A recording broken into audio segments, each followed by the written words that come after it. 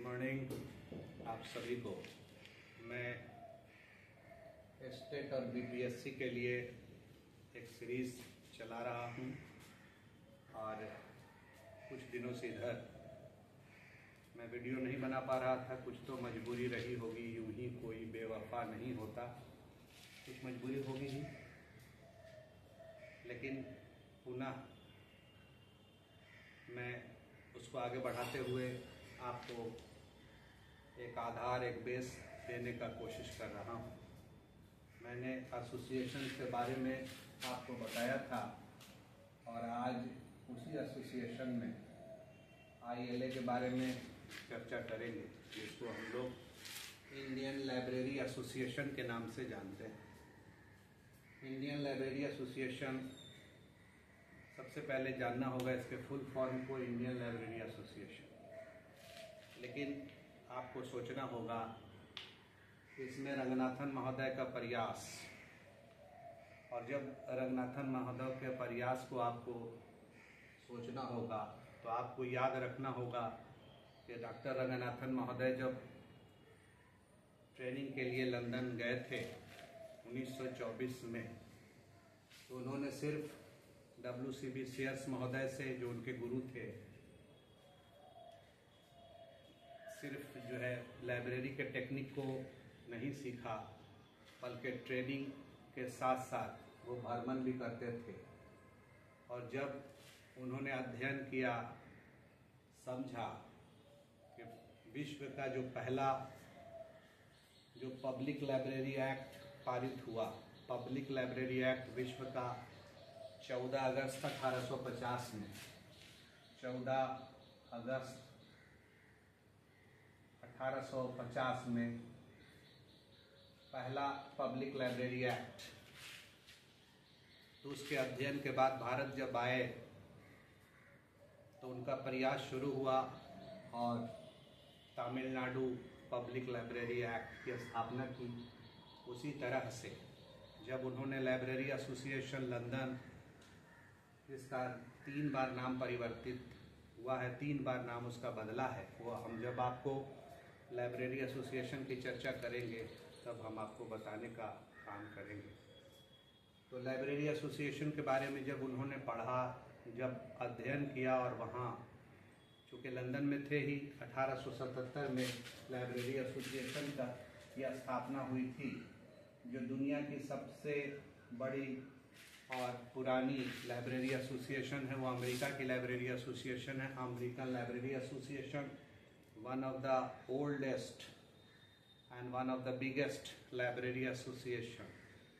लेकिन उसके जस्ट बाद 1877 में लाइब्रेरी एसोसिएशन लंदन, और वहाँ उन्होंने देखा कि लाइब्रेरी एसोसिएशन के द्वारा किस तरह से पुस्तकालय एवं सूचना विज्ञान के लोगों को, यानी जो लाइब्रेरी में काम करने वाले लोग हैं, जो लाइब्रेरी में सर्विस दी जा रही है, उसके हितों की रक्षा के लिए प्रयास चल रहा है। कम्युनिटी को डेवलप करने के लिए, लाइब्रेरी को मूवमेंट को तेज करने के लिए, और ये सब लंदन में हो रहा था। 1877 का ये लाइब्रेरी एसोसिएशन 1877 के लाइब्रेरी एसोसिएशन से प्रेरित होकर के डॉक्टर रंगनाथन जब अपने देश आते हैं 1925 में, तो जहां उनका प्रयास से 5 लॉ बना है, जहां उनके प्रयास से तमिलनाडु में पहला पब्लिक लाइब्रेरी एक्ट बना है, वहीं उन्होंने आईएलए बनाने में, इंडियन लाइब्रेरी एसोसिएशन में बनाने में अहम भूमिका निभाई। आईएलए के बारे में जानने से पहले ये भी जानना होगा कि आईएलए जो है, जो बनाया गया, वो कलकत्ता में एक अधिवेशन चल रहा था, पुस्तकालय अधिवेशन चल रहा था, और उस अधिवेशन में सिर्फ डॉक्टर SR रंगनाथन नहीं थे, बल्कि उनके साथ देने के लिए बुलनर साहब थे, जो तत्कालीन कुलपति थे पंजाब विश्वविद्यालय के, और KM असदुल्ला साहब थे, जिन्हें आप और हम जानते हैं कि इंपीरियल लाइब्रेरी के अंतिम लाइब्रेरियन हैं, और एमओ थॉमस साहब थे, जिनका ताल्लुक आंध्र प्रदेश से है, और आपके एक व्यक्ति और थे जिनका नाम है एक रंगनाथन महोदय, यानी रंगनाथन, एमओ थॉमस, के एम असदुल्ला और बुल्लर साहब जो मुख्य थे। वैसे तो कई लोग थे। के एम असदुल्ला के बारे में मैंने आपको अभी बताया कि इम्पेरियल लाइब्रेरी के लाइब्रेरियन थे अंतिम। रंगनाथन के बारे में तो आप जानते ही हैं कि उस समय वो मद्रास लाइब्रेरी के लाइब्रेरियन थे और वो पूरी चमक के साथ, पूरी दमक के साथ, पूरे ज्ञान के साथ और पूरे विजन के साथ काम कर रहे थे। और जब ILA की स्थापना की गई तो ये डेट था 1933 में ILA की स्थापना की गई।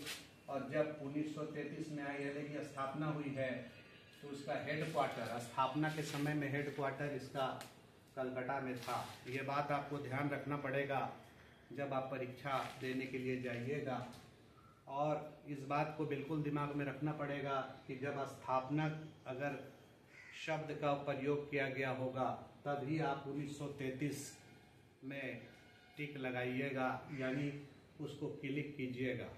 और अगर मान लीजिए अभी के वर्तमान में पूछा जाए कि ILA का हेडक्वार्टर कहाँ है तो आपको आंसर होगा न्यू दिल्ली। तो मैं आपको बता दूं कि 1964 से 1964 से ये दिल्ली में हेडक्वार्टर है इसका, लेकिन उससे पहले कलकत्ता, फिर दिल्ली, फिर कलकत्ता, फिर दिल्ली, इस तरह से चलता रहा है। और जब दिल्ली इसका हेडक्वार्टर बना तो सबसे पहले दिल्ली यूनिवर्सिटी के प्रांगण में इसको स्थापित किया गया था, लेकिन बाद में यानी 1964 में जब दिल्ली गया तो दिल्ली यूनिवर्सिटी में था, लेकिन बाद में यानी 1980 के दशक में इसको अपना जो जगह मिला, अपना स्थान मिला, और वो मुखर्जी नगर में है। मुखर्जी नगर में है और इसका हेडक्वार्टर है। और उस मुखर्जी नगर में जो चल रहा है वो रजिस्टर्ड है भारत सरकार से कहिए या रजिस्टर्ड कह दीजिए सोसाइटी एक्ट, जो 1860 का जो सोसाइटी एक्ट है उससे ये रजिस्टर्ड है। जब ILA के बारे में आप पढ़ेंगे, जानेंगे, समझेंगे, क्योंकि ये जो मैं आपके सामने प्रस्तुत कर रहा हूँ उसके पीछे लॉजिक एक ही है कि आपको जगाना, आपको उठाना और आपको पढ़ने के लिए तैयार करना। चूँकि दिशा और दशा मैंने पहले वीडियो में भी आपको बताया था कि एक शिक्षक का काम है दिशा देना, दशा देना, लेकिन मेहनत करना आपका काम है। और आपको सही दिशा और दशा अगर मिल जाता है तो आप आगे निकल जाते हो, आप आगे बढ़ जाते हो, इसमें कहीं पर भी कोई दो राय नहीं है। तो आपको मैं बता रहा हूँ कि ILA की जब स्थापना हुई और ILA जब काम कर रहा है तो लाइब्रेरी मूवमेंट को तेज़ करने के लिए, जहाँ लाइब्रेरी मूवमेंट नहीं है वहाँ लाइब्रेरी मूवमेंट को तेज़ करने का काम, जहाँ लाइब्रेरी लेजिस्लेशन लागू नहीं है वहाँ लाइब्रेरी लेजिस्लेशन को लागू कराने का काम, और जहाँ लाइब्रेरी लेजिस्लेशन लागू है उसको इम्प्लीमेंट कराने का प्रयास, ये तो इसका उद्देश्यों में है। जब आप ILA के बारे में और जानिएगा तो नालंदा जो डेटाबेस है इसको तैयार किया था ILA ने ही। ये मैं इसलिए बोल रहा हूँ और इसको दिमाग में इसलिए रखना है कि ये नालंदा बिहार में है और उसी बिहार के नाम पर यानी नालंदा के नाम पर नालंदा डेटाबेस बनाया गया था और 1955 में बनाया गया था।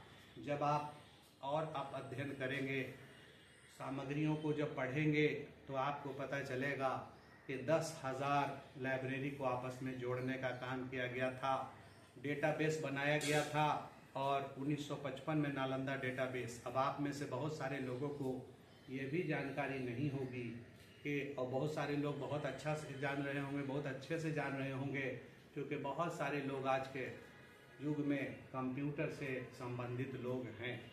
तो मुझे तो उन लोगों के लिए भी काम करना है जो गांव में हैं, जो उन लोगों के लिए भी काम करना है जिनको अभी पढ़ाई की शुरुआत करनी है, और उन लोगों के लिए भी जो अभी पढ़ना स्टार्ट किए हैं कि डेटाबेस कहते किसको हैं।